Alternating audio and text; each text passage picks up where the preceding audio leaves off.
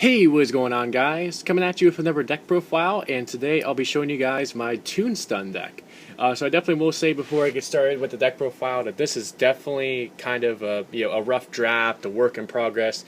I definitely cannot say with a lot of confidence that this is the best build, but I've been working on this for a while, just kind of trying to come up with the best build I could think of just on paper.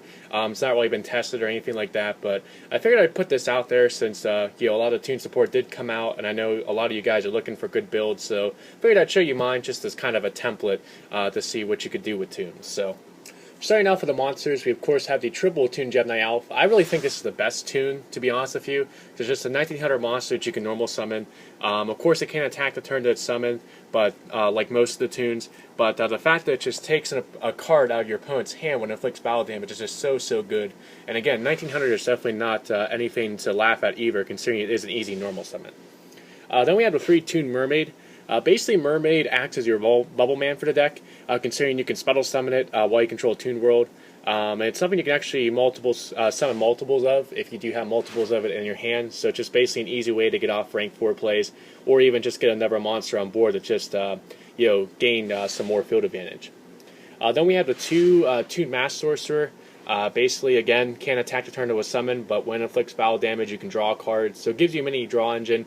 And again, it is very weak. It's only a 900 monster, but considering that your main purpose of the deck is to get Toons out and protect it under Toon Kingdom, it really doesn't matter that much, considering you can just gain a bunch of advantage off of this card.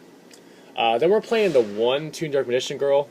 I went back and forth about this card on whether or not I should play this, but I figure I'll test out one. The biggest reason to really do this is, even though it does require a tribute to Spell Summon, which is bad, it's the only Toon that can actually attack the turn it was summoned and attack directly, so that's really what kind of makes it good. And if you do happen to actually be able to get this off from your deck with Toon Mask, it's even better. Then we have the 2 Card Guard. With Card Guard, when it's normal summon, it gets a counter, gains 300 for that counter, so it basically starts off at 1900, and then you can remove that counter to put on another face-up card, usually going to be Toon Kingdom, but you can put it on anything else, and then that card is protected once from destruction. So Card Guard's mostly there, to help protect Toon Kingdom and also help you go into your rank 4 plays as well. And then finally, just an interesting tech I decided to put in here kind of to test it out is the Toon Necro Face. As a lot of you guys probably know, with Toon Kingdom, to activate it, you have to banish the top 3 cards of your deck, and you have to continually keep banishing cards to protect your Toons from being destroyed. So Necro Face is good in theory for just when it's normal summon, recycling all those banished cards. And if you build up a bunch of banished cards, it can get really beefy, considering it gains 100 for each of the cards you shuffle back in. And if there's cards that your opponent has banished, it counts those as well. So Necro Face on its own could get really beefy, more rank 4 fodder, and just helps you to recycle those cards, because you can easily banish some really good cards off of Toon Kingdom that you want to get back. So Necro Face is kind of there for that. For the spells, we of course have the free Toon Kingdom. Basically, the main focus of the deck for protecting your Toons and providing the Toon roll that they need to be able to exist. The 1 terraforming to search them out, along with the free Toon tables, which can search out Kingdom or search out any of our other Toon cards. Then we have the free Comic Can. Maybe other than Kingdom, this is probably the best card in the deck, considering it is a Toon-based Snatch Steal. All you need to activate it is to control Toon World. You just take an opponent's monster, turn it into a Toon, and then it can attack directly. It's not even a once per turn either. There's really no cost to it. The only downside is if you lose Toon World, you lose Comic Can, but that isn't really that big of a deal, considering a lot of your focus is on protecting Toon Kingdom. Then we have the 2 Hidden Army to search this out. This was kind of something that a lot of people were testing out back when we had Snatch Steal, and considering that Comic Can basically is Snatch Steal for the deck that we get to have it free, I figured I'd try it out, since unfortunately Comic Can is not searchable by Toon tables, but Hidden Armory is one way that we can actually have to actually search Comic Can. The fact that it's restricting our normal summon isn't that big of a deal, considering we are taking an opponent's monster with Comic Can.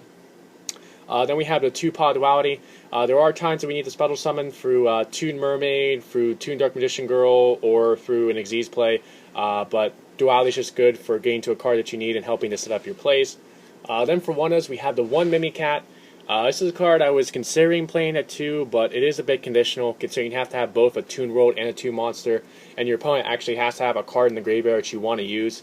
Because there's going to be some matchups where they just have cards in the graveyard that really don't provide any kind of usefulness for you, so that's why I personally only play the 1. Then finally the 1 Raigeki to round out the spells. For traps, we have the 2 Toon Briefcase and 2 Toon Mask. These are so easily searchable by tables, so even though they are really good cards, I really don't want to clog by playing free.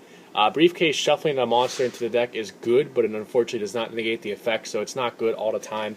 With Mask, it relies on your opponent having a monster and then special summoning 1 with a level equal to or less than its level, so it's not great against every single matchup, so I think the 2-2 ratio is fine for those.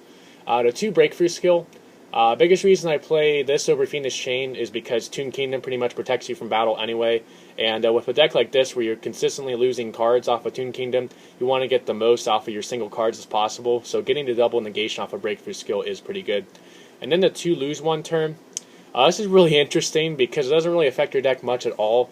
Really the biggest reason I don't play free is because obviously it's dead if you have a special summon monster, so you kind of have to play this carefully, but if you are able to get this off, especially early game, it can be really, really devastating. Then we have the 1 Solemn Warning, 1 Torrential Tribute, and 1 Vanity's Emptiness to round out our main deck. So now onto the side deck, we have the 2 Effect Veiler and 2 Maxi. Really, when I just kind of struggle to actually get together a side deck for a new deck, I usually just kind of turn to some good hand traps like Effect Veiler and Maxi, because those are usually good in just about anything. Then we have the 1 Thunder Cane, just as kind of an anti-meta stun-based card. You do search a good bit in the deck, but if you can get this first turn against things like Necroz and Cleave Forts, it's always good.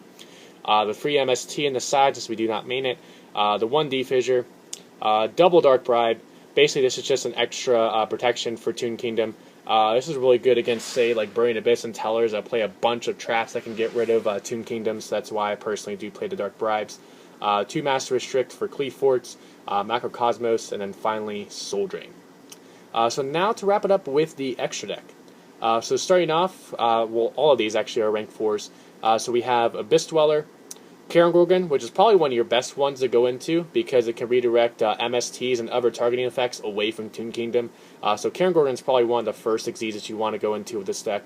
Castel, Daigusto Emerald for recycling back your monsters. You only have 13 of them, so it's pretty good to be able to recycle them and then draw a card. Dark Rebellion, Exciton Knight, Cowboy, Samurai if you need more damage, 101, 103, Diamond Crab Cane for that Towers Out. Number 66, Master Key Beetle.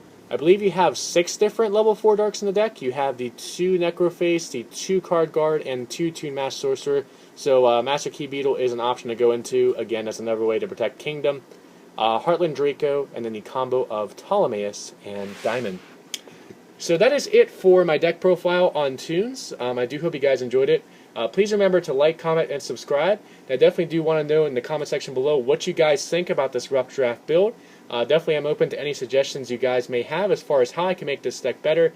And definitely let me know too if you think that Toons with this new support, including the new Toon Cyber Dragon card we are getting in the next set, can actually be competitive in our meta. So thank you guys so much for watching. Now we'll catch you guys next time.